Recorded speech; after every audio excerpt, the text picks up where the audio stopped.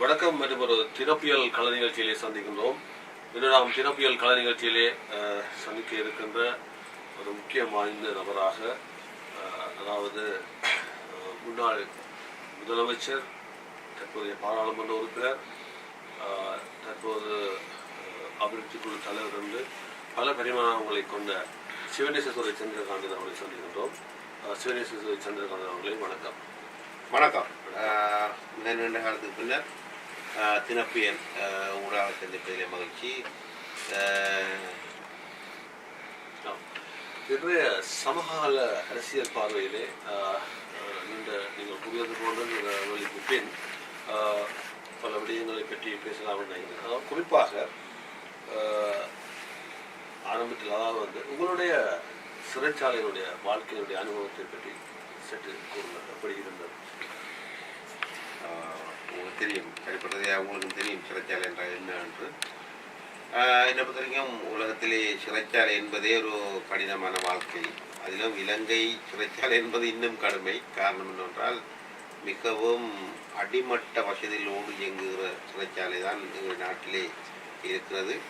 நான் நினைக்கிறேன் அம்பாந்தோட்டையில் அமைக்கப்பட்ட சிறைச்சாலை தவிர அடுத்து எல்லாமே பிரிட்டிஷ் காலத்திலே அமைக்கப்பட்ட சிறைச்சாலைகளாக இருக்கிறது. அந்த அடிப்படையிலே மிக நெரிசலான புழுதியும் மூட்டை பூச்சிகள் நிறைந்த ஒரு கடுமையான ஒரு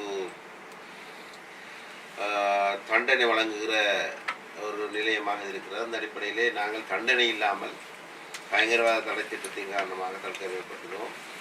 அந்த அடிப்படையில் சிறைச்சாலை வாழ்க்கை எல்லாரையும் போல கடுமையான வாழ்க்கை தான். இருந்தாலும் எங்களுடைய வாழ்க்கையில் அரசியல் ரீதியாக பழிவாங்கப்பட்டோம் என்ற அடிப்படையிலே இதிலிருந்து மீண்டு வர வேண்டும், நாம் யார் என்பதை இந்த உலகத்துக்கு சொல்ல வேண்டும் என்று பொறுமையாக இருந்து அந்த கடுமையான சூழலை கடந்து இன்று மக்களுடைய செல்வாக்கு காரணமாக, மக்களின் மீது வைத்திருந்த நம்பிக்கை காரணமாக அதனுடைய வாக்குகளை பெற்று வருவதற்கும் ஒரு சந்தர்ப்பமாக அது அமைந்தது. இதில் நீங்கள் சிறைச்சாலையில் இருக்கின்ற பொழுது பாராளுமன்ற உறுப்பினராக உண்மையிலே ஒரு நான் நினைக்கிறேன் இலங்கையில் ஒரு வரலாற்று சாதனை இருக்கிறது. பாராளுமன்றத்திற்கு சிறைச்சாலையிலிருந்து தெரிவு செய்யப்பட்ட ஒரு நபராக ஒரு தமிழ் மக்களாக இருக்கின்றீர்கள். அதிலே இந்த கிழக்கிழங்கையிலும் தமிழ் மக்கள் என்ற ரீதியிலும் பெருமைப்பட வேண்டிய உண்டு. அந்த ஒரு உணர்வை நீங்கள் எப்படி உணர்கிறீர்கள்? உண்மையிலேயே அது நினைத்து பார்க்க முடியாத ஒரு நிகழ்வான நாள். அந்த நாள் இந்த மக்கள் என் மீது வைத்திருந்த நம்பியை உறுதிப்படுத்திய பொழுது நான் பல இடங்களில் சொல்லியிருக்கிறேன், நான் மக்களுக்காக பணியாற்ற வேண்டும் என்று அர்ப்பணித்திருக்கிறேன். இருந்தாலும் நான் சிறைச்சாலையில் அடைக்கப்பட்ட சூழலும் அந்த அரசாங்கத்துடைய எழுதினப்பட்டு சற்று நான் ஒரு தளர்ச்சியில் இருந்தேன்.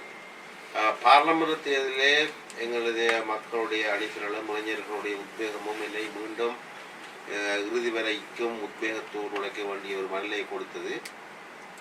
அது மாத்திரமல்ல, நான் ஒரு குற்றவாளியாக ஆக்கப்பட வேண்டும், என்னை தண்டனை ஊடாக சிறைச்சாலை முடக்க வேண்டும் என்கிற எங்களுடைய பொது எதிரிகளுக்கு கூட மக்கள் சிறப்பான ஒரு செய்தியை வழங்கியிருந்தார்கள். அந்த அடிப்படையில் அந்த வெற்றியை நான் ஒரு என்னுடைய வாழ்க்கையை மக்களுக்காக உறுதிப்படுத்திய ஒரு வெற்றியாக நான் பார்த்தேன். நீங்கள் உங்களுடைய ஆரம்ப பயணம் என்பது தமிழில் விடுதலை புலிகளுடன் இணைக்கப்பட்ட ஒரு போராடிகள் என்ற வகையிலே தற்பொழுது நீங்கள் அந்த ஆயுதமேந்தி போராடிய உங்களுடைய அந்த கனவான இலக்குக்கும் தற்பொழுது நீங்கள் பயணிக்கின்ற அரசியலுக்கும் உள்ள வேறுபாட்டை எப்படி பார்க்கிறீர்கள்? உண்மையிலேயே உங்களுடைய பேச்சிலே இருந்து கேள்விக்கு 12 நீண்ட நடிய பதில் இருந்தாலும் சுருக்கமாக நேரத்துக்குள்ளே நான் முடிப்பதாக இருந்தால், நானும் என்னுடைய மூத்த அரசியல்வாதிகளுடைய பேச்சு காரணமாக இந்த நாட்டில் ஏற்பட்ட மாற்றத்தினூடாக அரசியல் இழுத்து வரப்பட்டேன். அதான் நீங்கள் சொல்வது போல தமிழீழம், தேசியம், வடகிழக்கு இணைந்த தாயகம் என்கிற கோட்பாட்டை முழங்கினார்கள். ஆனாலும் அது தமிழர்களுக்கு தேவையான ஒரு விடயமாக கருதப்பட்டால் அடைவதற்கான வழிமுறைகளை எந்த தலைவரும் சரியாக திட்டமிட்டு கொடுக்கவில்லை, அல்லது திட்டமிட்ட விடயங்களை அமலாக்கவில்லை, அல்லது கையிலே வந்த விடயங்களை சரியாக பறித்தெடுக்கவில்லை என்கிற பல குற்றச்சாட்டுகளை நான் முன்வைத்திருக்கிறேன். உண்மையும் கூட. அந்த அடிப்படையில் அதிலே இழுத்து வரப்பட்டவன் அடிப்படையிலே எங்களுடைய காலச்சூழல், எங்களுடைய தலைவர்களுடைய திமிர்த்தன்மை, அதுபோன்று கிழக்கு மாகாண மக்களுடைய சரியான வலி வேதனை, அவர்களுடைய அடக்குமுறை, அவர்களுக்கு இருக்கிற பொருளாதார பிரச்சனை, அவர்களுக்கு உலகத்தில் இருக்கிற பிரச்சனைகளை வடபகுதியை மையமாக கொண்ட தலைவர்கள் சரியாக அறிந்திருக்கவில்லை. இதன் காரணமாக இயல்பாகவே கிழக்கு மாகாணத்தை பற்றுக்கொண்டவர்கள் அடிப்படையிலே கிழக்கு மாகாணத்துக்கான தனித்துவமான அரசியல் குறித்து வரப்பட்டோம். இன்று கிழக்கு மாகாணத்துடைய தனித்துவம், கிழக்கு மாகாணத்துடைய பாரம்பரியம், கிழக்கு மாகாணத்தில் இருக்கிற கலை கலாச்சாரம், குறிப்பாக தமிழர்களுடைய பெரும்பான்மையை உறுதிப்படுத்துவது, அவருடைய கல்வி பொருளாதாரத்தை உறுதிப்படுத்த வேண்டும் என்கிற இலக்கோடு நிரந்தரமான ஒரு தீர்வு திட்டத்தை, அதாவது அவர்களுக்கு வெற்றியெல்லாம் பெற்றுக் கொடுக்க வேண்டும் என்ற போலி இல்லாமல் நிஜமாக செய்யக்கூடிய எல்லாவற்றையும் செய்வதற்கு முயற்சியிருக்கிறேன். குறிப்பாக நீங்கள் சொன்ன மக்களை மயக்குகிற சில வசனங்களில் ஒப்பட்டதாக வடக்கு கிழக்கு இணைந்த சுயநிர்ணய உரிமை என்கிற அதிலே இருந்து இன்று என்னுடைய அரசியல் கொள்கையிலே தமிழ் தேசிய கூட்டமைப்பு இழுத்து வரப்பட்டிருக்கிறது. அவர்கள் ஏற்றுக்கொண்டாலும் ஏற்றுக்கொள்ளாவிட்டாலும் உண்மையதான். அவர்களும் இந்த மாகாண சம்பரமே அதுக்குள்ள அதிகார பெயர் 13வது இதை பலப்படுத்துவோங்கிற கோஷத்தில் வந்திருக்கிறார்கள். ஆகையால் இப்பொழுதோ ஒருத்தருக்கும் வடக்கு கிழக்கு இணைப்போ அல்லது சுயநிர்ணய உரிமைங்கிறதுக்கு தாண்டி 13வது சட்டத்தில் இருப்பதை பாதுகாப்போம் என்ற அடிப்படையில் சிந்திக்கிற சூழலிலே நாங்களும் ஒன்றாக சிந்திக்கிறோம், இல்லை ஒன்றாக பயணிப்போம். நீங்களாவது ஆயுத போராட்டத்தை ஆரம்பிக்கின்ற பொழுது நீங்களும் ஒரு பங்குதாரரியாக இருக்கிறீர்கள். தமிழ் தேசிய கூட்டமைப்பை நீங்கள் தானே ஆரம்பித்து அனுப்பி வைத்தீர்கள். அப்படியாக இருந்தால் நீங்கள் அந்த தமிழ் தேசிய கூட்டமைப்புடைய ஒற்றுமையை நினைத்துக் கொண்டு ஏன் செல்ல முடியாது? தமிழ் தேசிய கூட்டமைப்பு ஆரம்பிக்கப்பட்ட காலம் என்பது விடுதலை போராட்டம் உச்சகட்டத்தில் இருந்த பொழுது அந்த அமைப்பால் உருவாக்கப்பட்ட தமிழ் தேசிய கூட்டமைப்பு. ஆனால் உங்களுக்கு 1923ஆம் ஆண்டே சேர் பொன் ராமநாதன் போன்றவர்களுடைய காலப்பகுதியிலேயே தமிழீழ கருத்தாடு உருவாக்கப்பட்டு விட்டது. சிங்களவர்கள் இணைந்து அவர்கள் ஒன்றாக பயணித்த வெள்ளக்காரர்களுக்கு கொடி பிடித்த காலங்களிலே ஏற்பட்ட தலைமைத்துவ பிரச்சனையிலேருந்தே ஆரம்பித்து விட்டது தமிழ் இலக்கணவு அல்ல தமிழில் சம்பந்த கருத்தாடல்கள் எல்லாம். அதன் பின்னர் வந்த 70ஆம் ஆண்டு தோல்வியை ஏற்றுக்கொள்ள முடியாமல் தான் அமர்லிங்கம் அவர்கள் கொண்டு வந்த தமிழ் பிரகடனத்தை செய்து உச்சகட்டமாக எதிர்கட்சி தலைவராக வந்தார். இப்படியான வரலாற்றை ஒட்டி பிறகு போராட்டம் ஆரம்பிக்கப்பட்டு அதுக்குள்ளே பல மாற்றங்கள் நிகழ்ந்து பின்னர் அமைப்புகளை வந்த போராட்டங்கள், குத்துவட்டுகள், குழிவரைப்புகளை தாண்டி விடுதலை புலிகள் பலமான அமைப்பாக இருந்த பொழுது ஒன்றும் செய்ய முடியாமல் அவர்களோடு சேர்ந்து இயங்கக்கூடியவர்கள் வந்து ஒரு அமைப்பை உருவாக்கினார்கள். ஆகையால் எல்லாவற்றை நீங்கள் ஆழமாக பார்த்தால் சில நேரம் பல பரீட்சைகளும் அல்லது அவர்களுக்கான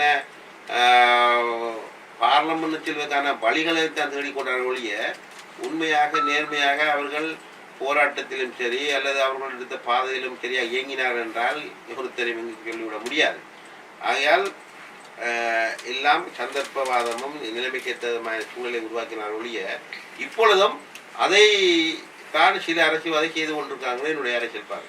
பிள்ளையானவர்கள் அதாவது சிறையிலிருந்து வெளிவந்ததுமே அல்லது உங்களுடைய பாராளுமன்ற உரைக்கு செல்வதற்கு முன்னும் நீங்கள் மக்கள் மத்தியிலே ஒரு உரையாற்றுவதாக இருந்தது.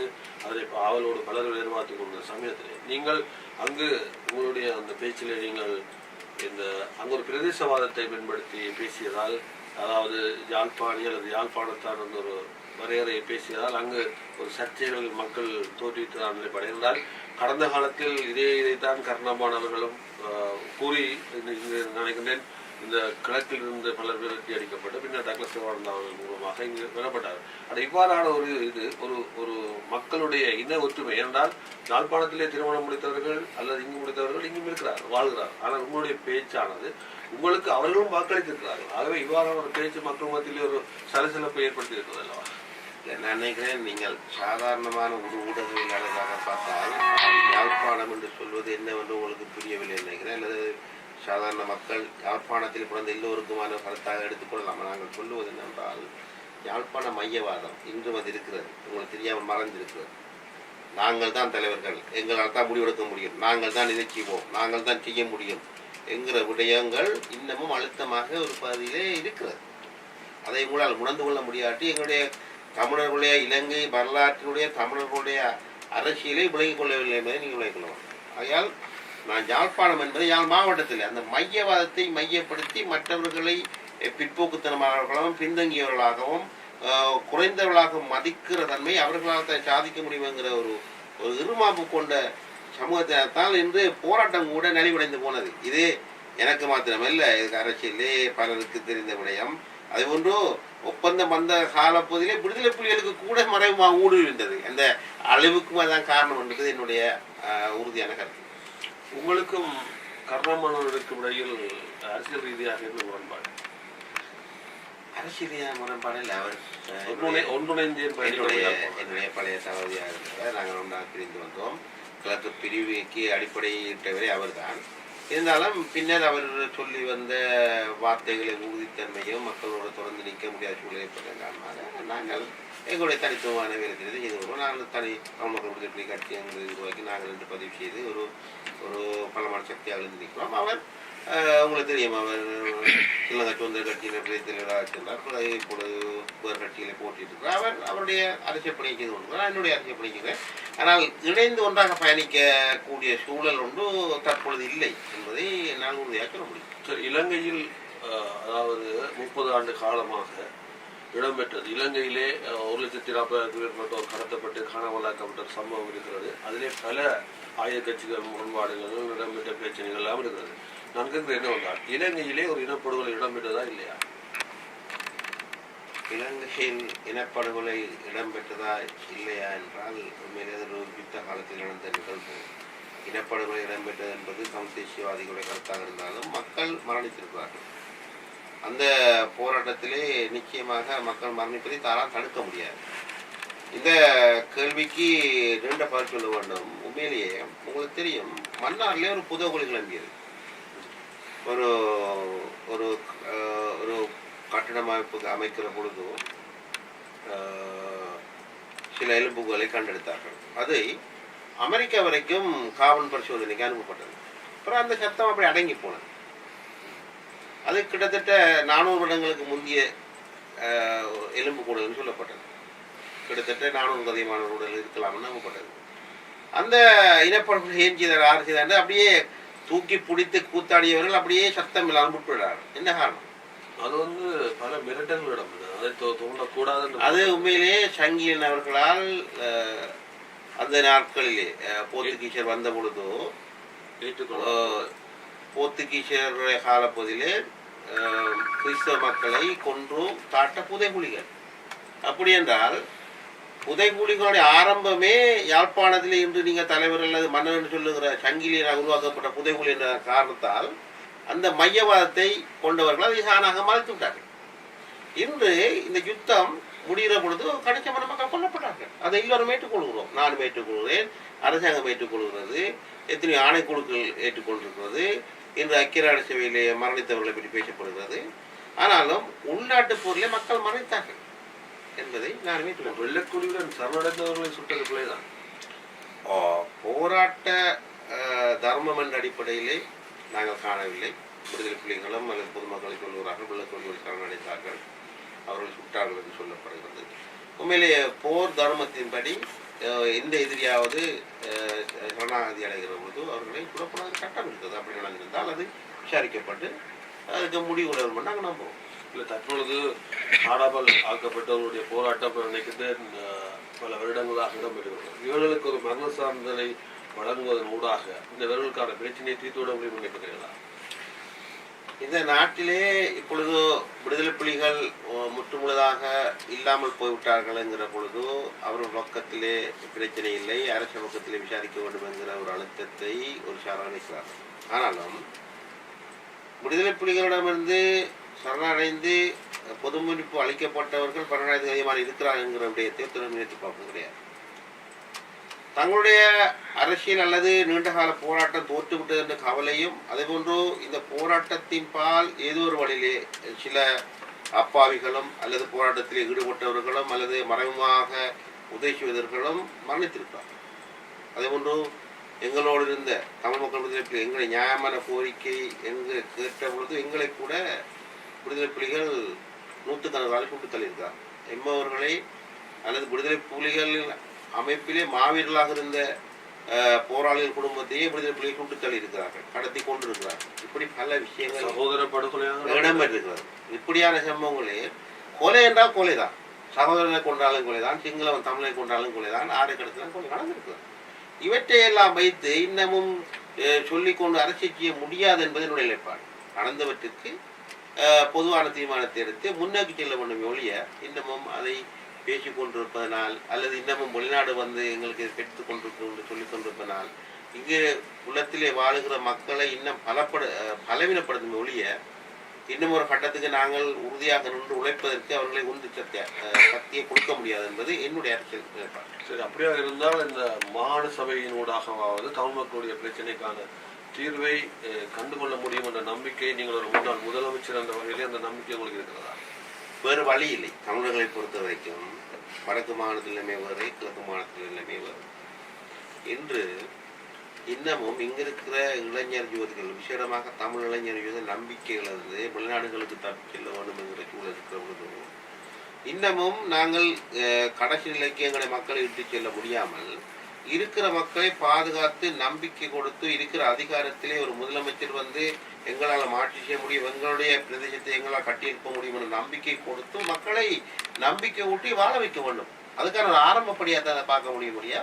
என்னை பொறுத்த வரைக்கும் சிங்கள மக்கள் மத்தியிலே இதை சரியாக நடத்தி ஒட்டுமொத்தமான 9 மாகாணத்துக்கும் சரியான அதிகார பகிர்வு கொடுத்து மாகாண சபை ஊடாக பல அபிவிருத்தி பணிகளை அதிகாரங்களையும் பிரித்து வழங்கி மத்திய அரசாங்கத்திலே குறைந்த அமைச்சர்களை கொண்ட ஒரு நிலைமையை உருவாக்கினால் இந்த மாகாண சபை நிச்சயமாக வெற்றி பெறும். தமிழ் மக்களும் நம்பிக்கையோடு இதை ஏற்றுக்கொள்வார். அப்படியாக இருந்தால் உங்களுக்கு, அதாவது நீங்கள் பாராளுமன்றத்தில் தற்போது இருக்கிறீர்கள், உங்களுக்கு முதலமைச்சராக போட்டியிடக்கூடிய சந்தர்ப்பம் கிடைத்தால் அல்லது அவர் போட்டியிடுகிறீர்களா?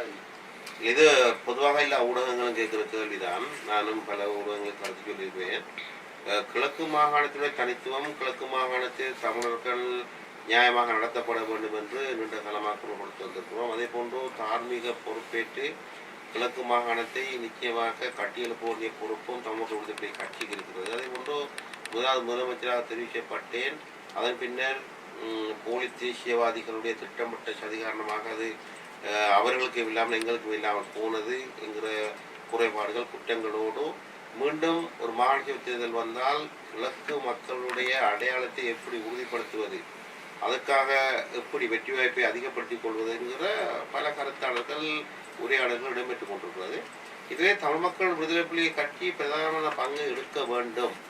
அந்த பங்கிலே நம்பிக்கையாக நிலைத்து நிற்கக்கூடிய ஆட்சியை தக்க வைக்க முடியும் என்கிற ஒரு கருத்தை உருவாக்குவதற்கு என்ன வழிகள் ஆராய்கிறோம். அதற்கு தமிழக விடுதலை புலிகள் கட்சி தலைமைத்துவம் வழங்குவதும் தேவைப்பட்டால் நான் தேர்தலில் இறங்க வேண்டியவர் வந்தாலும் அதை பற்றி சிந்திக்கிற ஒரு சூழலில் கட்சி இருக்கிறது. கடந்த காலத்தில் நீங்கள் முஸ்லீம், அதாவது ஹிஸ்புல்லா அவர்களை ஆதரித்துத்தான் உங்களுடைய பதவியை தக்க வைத்துக் கொள்வதாக செய்திகள் வந்தது. இது உண்மைதானா? முதலாவது தேர்தல் படங்களும் வெளிவந்தது அவருடன் நின்று. முதலாவது நடந்த தேர்தல் ஒரு சிக்கலான தேர்தல். தமிழ் தேசிய கூட்டமைப்பு போட்டியிடவில்லை. இருந்தாலும் தமிழ் தேசிய கூட்டமைப்பு ராவ் ஹக்கீம் அவர்களை போன்றவர்கள் வெல்ல வேண்டும் என்று மறைமுகமாக ஆதரவு வழங்கியது. ஐக்கிய தேசிய கட்சிக்கு வாக்களியுங்கள் என்று துண்டு பிரச்சனைகளும் சுரேஷ் பிரேமேந்திரன் உயிரிழந்திருக்கிறார். கேட்டு பாருங்கள். அவர்களுடைய அணியினர் வந்து கிராம மட்ட கூட்டங்களை நடத்தி செய்தார். தமிழ் தேசிய கூட்டம் அதுக்கு பெரிய உதவி செய்தது. ஆகையால் அந்த நேரத்திலே அவர்கள் வெல்லக்கூடாது, ஆளுங்கட்சியோடு நாங்கள் கிழக்கு மாகாணத்தை மீட்டு கிழக்கு மாகாணத்துக்கு ஒரு அதிகார பெயரை வழங்க வேண்டும், அரசாங்கம் எடுத்த முடிவு அமலாக்குற பொழுதும் எங்களுக்கு இருந்த ஆட்சி அமைக்கக்கூடிய எல்லா வழிகளையும் நாங்கள் ஆராய்ந்தோம். அந்த வேலையிலே ஹிஸ்புல்லா அவர்களும் எங்களோட சேர்ந்து போட்டி வெட்டியிருந்தார். அவர் முதலமைச்சராக வர வேண்டும், தான் ஒரு பழைய அரசியல்வாதி என்று கேட்டார். அதுக்கு அரசாங்கம் கூட கொடுக்கவில்லை.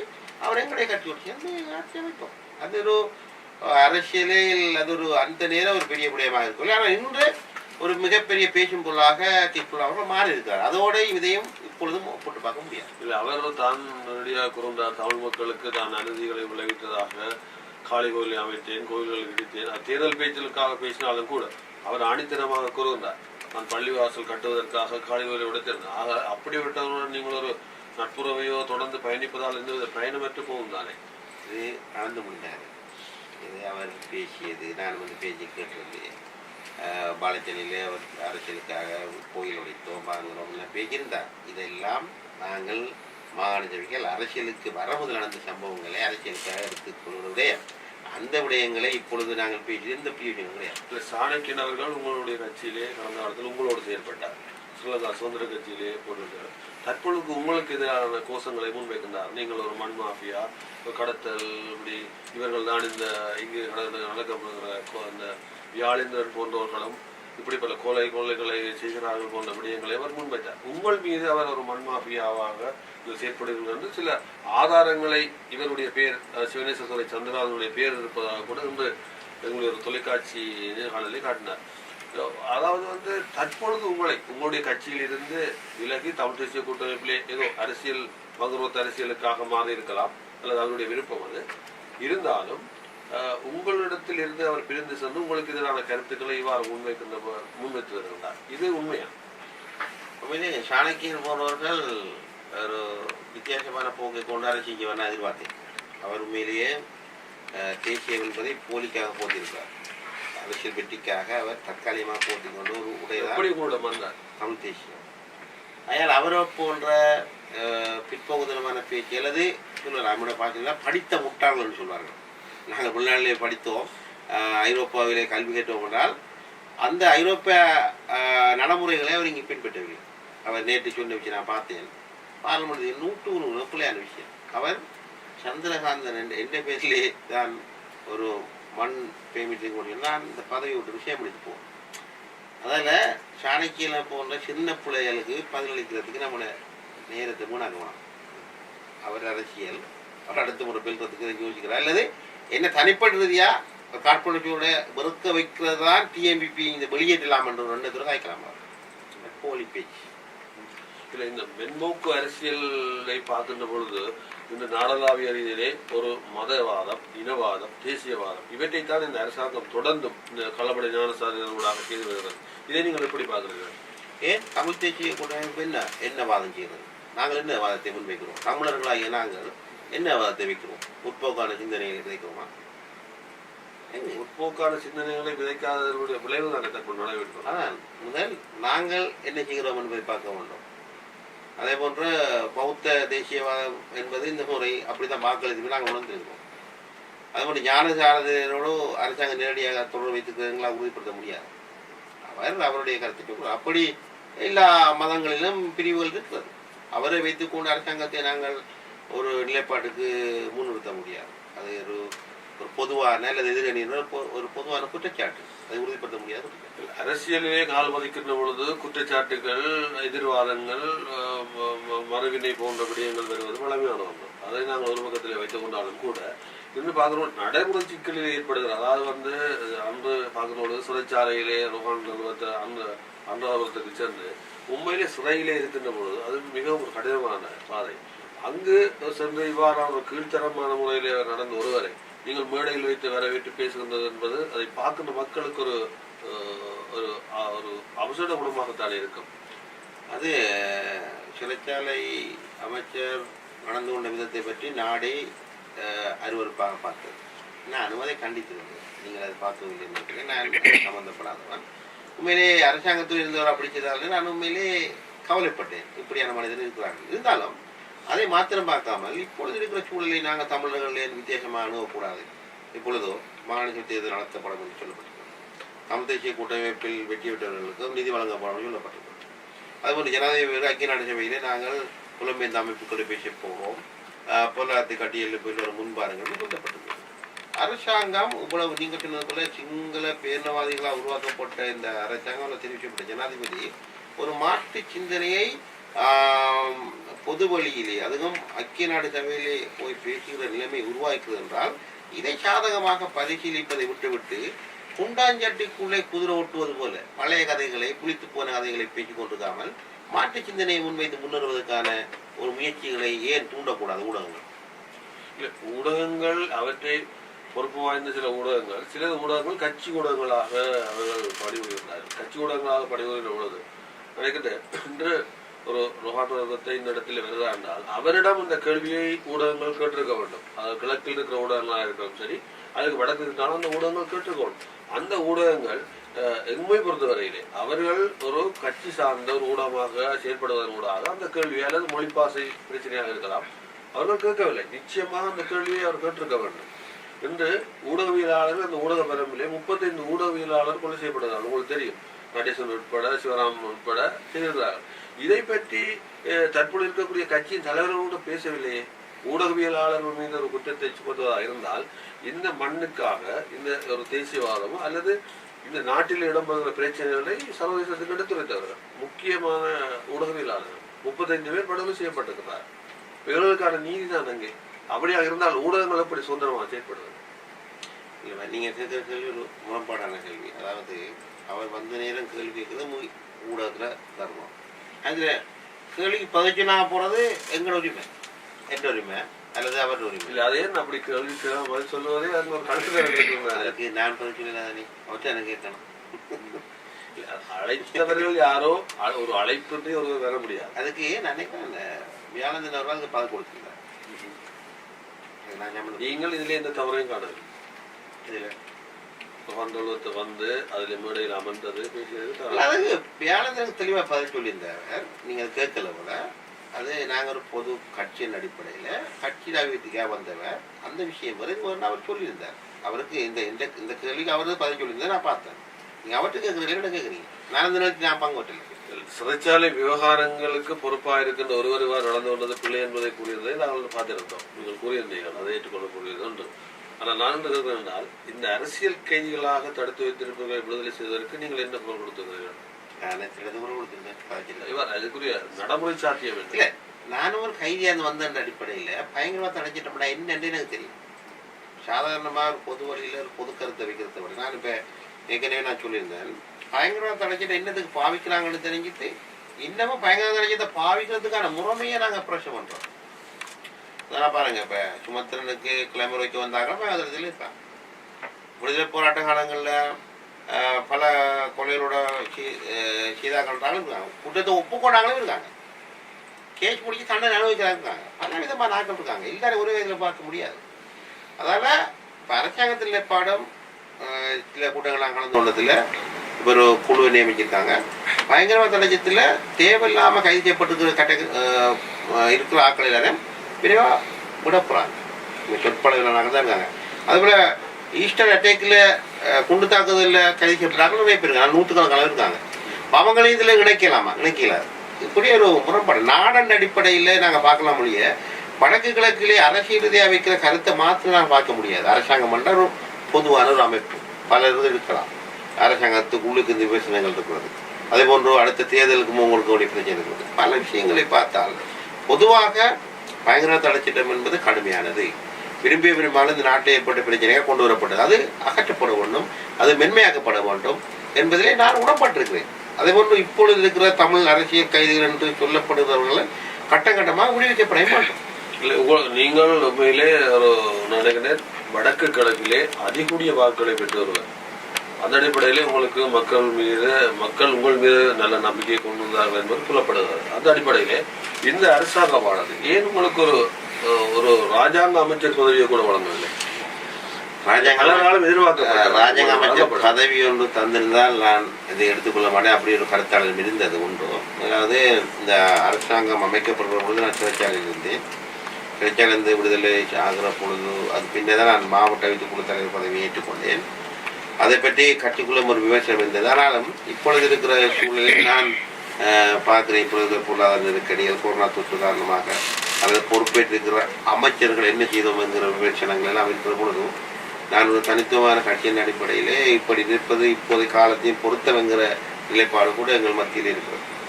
சீனாவினுடைய தலையீடு பற்றி போர்ட் சிட்டி, அம்பாந்தோட்டை துறைமுகம் போன்ற நீங்கள் ஒரு பரந்த சிந்தனையை கொண்டவர் இவருக்கு என்ற ஒரு புத்தகத்திலே உங்களுடைய வெளிப்பாடு தெரிந்ததை நான் பார்த்திருந்தேன். உண்மையிலே உங்களுடைய அனுபவத்தை கூட அந்த புத்தகத்திலே நீங்கள் வெளியிட்டீர்கள் மிக அழகாக. அது தினப்பியல் சார்பாக உங்களுக்கு அந்த பாடத்தை தெரிந்து கொள்வோம். ஆனால் சிலர் உங்களுடைய கருத்தை ஏற்றுக்கொள்ளாதவர்கள் உங்களை சிலர் விமர்சிக்கின்றார்கள். அது ஒரு புறத்தில் இருந்தால் விமர்சனங்கள் வருவதற்கு இந்த சீனாவினுடைய உள்நுழைவு என்பது இது ஒரு பூகோள ரீதியாக ஒரு நாட்டை அடகு வைக்கின்ற ஒரு சூழல் இருக்கிறது அல்லவா? இது பற்றி உங்களுடைய நிலைப்பாடு?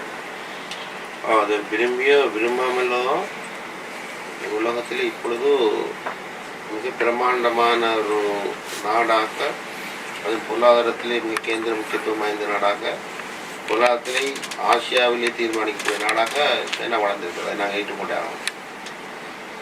அதுபோன்று தங்களுடைய பொருளாதாரத்தை விஸ்தரிப்பதும், அதுபோன்று முடியுமானவரை தங்களுடைய சித்தாந்தங்களை மறைமுகமாக நுழைக்கிற ஒரு எண்ணப்பாடு கூட சைனாக இருக்கலாம்.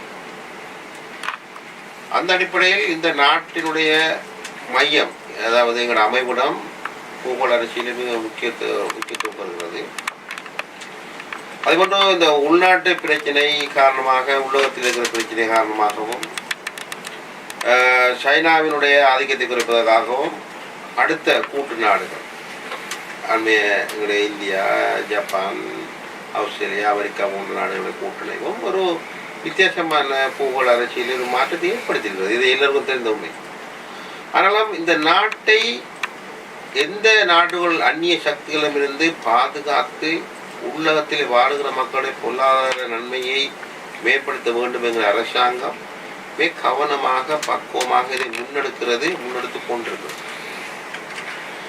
இப்பொழுது இருக்கிற இந்த சூழலிலே கடன் சுமையை எப்படி சரி செய்வது, இப்பொழுது வந்திருக்கிற டாலர் வெளியேற்றத்தை எப்படி கட்டுப்படுத்துவது திணறுகிற பொழுதோ, எங்களை பொறுத்த வரைக்கும் இந்த நாட்டை சரியாக சைனா, அமெரிக்காங்கிற பேதங்கள் இல்லாமல் சரியாக ஒரு சமநிலையான ஒரு போக்கிலே கொண்டு போக வேண்டும் என்கிற முன்னிப்பிலே அரசாங்கம் தேவைப்படுகிறது. ஆனாலும் அது நீங்கள் சொன்ன போர்ச்சுகீஸ் சம்பந்தமாக நல்லாட்சி அரசாங்கம் மிகப்பெரிய குரல் கொடுத்து தான் வந்தது, சம்பந்தோடைய துறைமுகம் சம்பந்தமாக. ஆனால் வீட்டிலே என்ன நடந்தது? கோவிட் தொற்றில்லை, குண்டுவெடிப்புக்கு முன்னரே நல்லாட்சி அரசாங்கம் அதை நடத்துவதற்கு ஒப்புக்கொண்டது. ஆகையால் நல்லாட்சி அரசாங்கம் வந்தாலும் சரி, இப்போ இந்த அரசாங்கம் வந்தாலும் இந்த பூகோள அரசியலை மிக கவனமாக எங்களுடைய நாட்டினுடைய உலக பிரச்சனைகள், பொருளாதார நெருக்கடிகளை தீர்த்து கொள்ளக்கூடிய தந்திரத்தை பார்க்க முடியுமே ஒழிய, நீங்கள் சொல்வது போல தேசியவாதத்தை அல்லது நாட்டினுடைய சொத்துக்கள் விற்கிற ஒரு பொதுவான கோஷத்தை மாத்திரம் வைத்துக் கொண்டு அரசியலை முன்னகர்த்த முடியாது என்பதை எல்லோரும் அறிந்திருக்கிறார். இந்தியாவை வெறுத்து ஒரு சீனாவுடைய ஆதிக்கம் இருக்கின்ற பொழுது இந்தியாவை விட இலங்கைக்கான ஒரு தீர்வை அடைய முடியும் நினைக்கிறீங்களா? இதே மிக தெளிவாக ஜனாதிபதி அவர்களும் பிரதமர் அவர்களும் பல உரைகளை சொல்லியிருக்கிறார்கள். சீனாவை நாங்கள் பொருளாதாரத்தின் நன்மைக்காக பயன்படுத்துகிறோம், ஆனால் சகோதரர் எங்களுடைய அண்ணன் இந்தியான்னு சொல்லிக் கொண்டிருக்கிறார். அதை சிங்கள மக்களுடைய அல்லது இலங்கையினுடைய வரலாற்றை 2000 வருடங்களாக மிக கவனமாக கொண்டு சென்ற மக்கள் என்பதை நாங்கள் மறந்துவிடக்கூடாது. அந்த அடிப்படையில் அவர்கள் தங்களுடைய ராஜதந்திர திட்டங்களை கவனமாக கொண்டு செல்லுகிறார்கள். ஆனால் நாங்களும் இலங்கையிலே வாழுகிற அடிப்படையில் இலங்கையிலே எந்த நாடும் தங்களுடைய ஆதிக்கத்தை உறுதிப்படுத்தி பிரச்சனை வந்துடக்கூடாது, அந்த கட்டத்தை நாம் உருவாக்கக்கூடாதுக்கு அரசாங்கம் பிழைவிட்டால் நாங்கள் அதுக்கு எதிராக குரல் கொடுக்க வேண்டும் என்கிற நிலைப்பாடும் இருக்கிறது. ஆனால் அந்த கட்டத்தை நான் அடையவில்லை என்பதை நான் எண்ணுகிறேன். இந்த அரசாங்கத்தில் உங்களுக்கு நம்பிக்கை இருக்கிறதா? தமிழ் மக்களுடைய பிரச்சனை, தமிழ் மக்களுக்கான ஒரு தீர்வு திட்டம் என்பது வழங்கப்படும் என்று இந்த அரசாங்கத்தில் உங்களுக்கு நம்பிக்கை இருக்கிறது? இந்த அரசாங்க மாநிலசபையை நடத்துவது என்பதே மிகப்பெரிய முக்கியத்துவம். அதே போன்று இதை நடத்தி அதிகார பயிர்வன் ஜனாதிபதி சொல்லியிருக்கிறார், நாங்கள் அரசியலமைப்பை மாற்றப் போகிறோம், தேர்தல் முறையை மாற்றப் போகிறோம், அதிகார பயிர்வை சம்பந்தமாக குழுக்களை அமைத்திருக்கிறார். இவர்களால் நாங்கள் மிக தந்திரமாக கதைத்து இப்பொழுது சூழலை பயன்படுத்தி இந்த பிரச்சனையை தீர்க்காவிட்டால் இன்னும் அரசாங்கம் தீர்க்க முடியாது. ஆகையால் இது சந்தர்ப்பம். என்னை பொறுத்த வரைக்கும் இந்த ஜனாதிபதி, இந்த பிரதமர் இருக்கிற காலத்திலே சிங்கள மக்கள் நம்புகிறார்கள், இவர்கள் நாட்டை பாதுகாப்பார்கள் என்று, யுத்தத்தை வென்றவர்கள் நம்புகிறார்கள். அவர்கள் விரும்பியிருக்கிற பெரும்பான்மை சிங்கள மக்கள் விரும்பியிருக்கிற தலைவர்களே தமிழர்களுடைய பிரச்சனைக்காக மாநிலசபையை முழுமையாக வழங்கி முழுமையான அதிகாரத்தை வழங்கினால் சிங்களம் ஏற்றுக்கொள்வார்கள். இதே ஒரு சந்தர்ப்பமாக தமிழர்கள் பயன்படுத்திக் கொள்வோம். நாமும் அதைத்தான் செய்ய முயற்சி எடுத்துக்கொண்டு போவோம். முஸ்லிம்களிடையே கல்முனை விவகாரத்தை வைத்து இங்கு தமிழ் அரசியல் கட்சிகள் அரசியல் செய்கின்றன அல்லது ஒரு குளறுபடியை ஏற்படுத்த முனைகின்றன என்ற ஒரு கருத்தாடல் இருக்கிறது. இது பற்றி உங்களுடைய கருத்து என்ன? கல்முனை தரமுயர்த்துவது தொடர்பாக கல்முனை பிரச்சனை என்பது நான் நினைக்கிறேன் மிக விரைவாக தீர்க்கப்படும். அதுவும் ஒரு அரசியல் மயப்படுத்தப்பட்ட பிரச்சனை. அதில் அல்லது முஸ்லீம்களை பொறுத்த வரைக்கும் அதிலும் விசேஷமாக முஸ்லீம் காங்கிரஸில் அம்பாறை மாவட்டத்தில் பிணையப்படுத்துகிற எம்பிக்கள் பார்க்கிறார்கள். நாங்கள் ஒரு காலத்தில் கரையோர மாவட்டத்தில் தலைநகராக கல்முனையை கொண்டு வர முயற்சி எடுத்தோம். இது கரையோர மாவட்டம் கை நழுவி போய் கல்முனை மாநகரமும் தமிழர்கள் கையிலே போய்விடக்கூடாது என்பதை அவர்கள் விடாப்படியாக இருக்கிறார்கள். இதுதான் உண்மை. முஸ்லீம்கள் ஆனாலும் பாரம்பரியமான தமிழர்கள் தங்களுடைய நிலங்களை வாழ்ந்தோம் அடிப்படையில் அவர்கள் உரிமை போடுவார். அது ஞான உரிமை. அதை விட்டுக் கொடுப்பதற்கு முடியாத ஒரு சங்கடத்திலே அவர்கள் துவழுகிறார்கள். இருந்தாலும் விரும்பிய விரும்பாமல் இரு சமூகங்களும் அடிபட விடாமல் மோத விடாமல் இந்த பிரச்சனை தீர்வு காணும். நான் நம்புகிறேன் இந்த அரசாங்கம் இடம்பெறப் போகிற இல்லற நிலையத்திலே இதற்கான உறுதியான தீர்வை கொடுக்கும். அதுக்கான முயற்சி நாங்களும் முடங்கியிருக்கோம். மட்டக்களப்பு அபிவிருத்தி தொடர்பில் அபிவிருத்தி குழு தலைவர் என்ற வகையில் தற்பொழுதைய கட்டத்தில் எவ்வாறு சென்று டைம் எடுத்துறீங்க? நான் போய் கூட போயிடுச்சு மட்டம் கொடுத்துக்கலாம். சரி, அது கட் பண்ணி போடுங்க.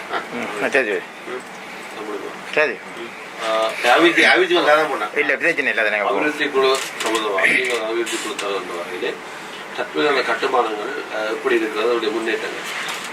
உண்மையிலே நானும் மண்டலம் மாவட்டத்தை ஒரு சிறந்த பொருளாதார உயர்ச்சி ஒன்று மாவட்டமாக ஆக்க வேண்டும் என்று சிறைச்சாலையிலிருந்து திட்டமிட்டிருந்தோம். நாங்கள் தேர்தல் விஞ்ஞாபனத்தை முன்வைத்தோம். அதுக்கு மக்கள் அதிகமான வரவேற்பை கொடுத்திருந்தார்கள். ஆனால் இருந்தாலும் ஜனாதிபதியை ஒத்துக்கொண்டிருக்கிறார். நாங்கள் வந்த காலத்திலிருந்து கோவிட் காரணமாக நாடு பின்னடைவை சந்தித்திருக்கிறது. நாங்கள் நினைத்த வேலைகளை பணியாற்ற முடியவில்லை. அரசாங்கத்தின் பங்காளி கட்சி என்ற அடிப்படையிலே நானும் அதை உணர்ந்திருக்கிறேன். நான் ஒரு வருடத்தை தாண்டி இருக்கிறது எம்பியாகி என்னாலும் பெரிதாக ஒன்று சாதித்துள்ளேன். இருந்தாலும் இந்த இறுக்கமான நிலைமையிலே கூட நாங்கள் பல உள்ளக வீதிகளை, உள்ளக குளங்களை, நீர்ப்பாசன திட்டங்களை, வாழ்வாதார திட்டங்களை, கிராமங்களுக்கு ஒரு வீடு, அதே போன்று உற்பத்தி கிராமம் என்று பல விஷயங்களை ஆரம்பித்திருக்கிறோம். நான் நம்புகிறேன் அடுத்த வருடத்தின் நடுப்பகுதிக்கு பின்னர் அடுத்த 24ஆம் ஆண்டு முடிகிற பொழுதும் எங்களுடைய தேர்தல் விஞ்ஞாபனத்தின்படியும் அரசாங்கத்தின் பொதுக் கொள்கையின் அடிப்படையிலுமே அதிகமான இவர்களுக்கு வேலைவாய்ப்பு, பொருளாதார உயர்ச்சி, கல்வியிலே மாற்றங்களை நிச்சயமாக செய்து கொடுப்போம். அதிலும் ஒரு உற்பத்தியிலே மேம்பட்ட ஒரு மாவட்டமாக ஆக்குவதற்கு என்னாலான அனைத்து முயற்சிகள் இடம்பெற்று கொண்டிருக்கிறது. நீங்களும் நம்பிக்கையோடு இப்பொழுது இருக்கிற நிலைமைகளையும் பார்த்துவிட்டு இன்னும் ஒரு 2-3 வருடங்களுக்கு பின்னர் மட்டக்களப்பினுடைய பொருளாதார சமூக மேம்பாட்டு வளர்ச்சியை நீங்கள் ஆய்வு செய்து ஒரு ஊடக சந்திப்பை அல்லது அறிக்கையிட முடியுமா? நான் நம்புகிறேன். இறுதியாக ஒரு கேள்வி. அதாவது நீங்கள் உண்மையிலே சிறையில் இருந்தீர்கள். உண்மையில் வெளியில் வந்தாலும் நீங்கள் ஊடகங்களுக்கு பேசினாலும் இருந்தாலும் சகிப்புத்தன்மையுடன் ஒரு புன்முறுவலோடு தெரிகிறீர்கள். பிள்ளையாருடைய கோபத்தை எதிலே பார்க்க முடியும்? எனக்கு கோபமே வரல. எனக்கு சொல்லுவாங்க நம்மளோட இருக்கிறார்கள் முதல்வர் காலத்தில் ஒரு கோபமாக இருந்தாண்டு. அதில் பிரச்சாரில் இருந்த என்னுடைய நண்பர்கள் அதிகாரிகள் மாறினார்கள். நீங்கள் முதல் கேள்வி போட்டால் பார்க்குறது நான் முதலும் அப்படித்தான், இப்பயும் அப்படித்தான். நான் சாதுவானால் மென்மையானால் மற்றவர்களை மனநோகாமல் நடக்கிற ஒரு மனிதர் என்பதை நல்ல உறுதியாக முடியும். நன்றி. இதுவரை நேரமும் திறப்பியல் கலை நிகழ்ச்சியிலே அதாவது ஆரம்பத்திலிருந்து இந்த சமகால அரசியல் பார்வையிலே அவர் சிறையில் இருந்த விதங்கள், அதனோடு நடந்து வந்த சம்பவங்களும், அது மட்டுமன்றி இந்த நாட்டை கட்டியெழுப்புவதற்கு என்ன செய்ய வேண்டும், இந்த நாட்டில் இனப்படுகொலை ஒன்று இடம்பெற்றது, அது வெண்போக்குவாதிகளும் பலரும் இதிலே இடம்பெற்றார்கள். ஆனால் நாங்கள் என்னுடைய குறிக்கோளானது நாட்டை கட்டியெழுப்ப வேண்டும் என்கின்ற ஒரு குறிக்கோளாகத்தான் இருக்கிறது. அதை ஆளுங்கட்சியுடனோ இந்த கட்சியுடன் இணைந்து நாங்கள் அதை செயற்படுத்தி இறுதியாக இந்த மக்களுடைய அதாவது இந்த அபிவிருத்தி குழு தலைவர் என்ற வகையிலே இந்த கிழக்கு மாகாணத்தை கூடிய விரைவிலே கட்டியெழுப்பி அதை நல்லொரு நிலையில் கொண்டு செல்ல முடியும் என்பதை பற்றியும் தெரிவித்திருந்தார். இதுவரை நேரமும் பொறுமையாக இந்த நேர்காணலை வழங்கி வைத்து திறப்பியல் களம் ஸ்டேட் செக்ரட்டரி சந்திரகாந்தன் அவர்களை விட்டுக் கொள்கிறது. நன்றி. நன்றி. உலக செவி எடுத்த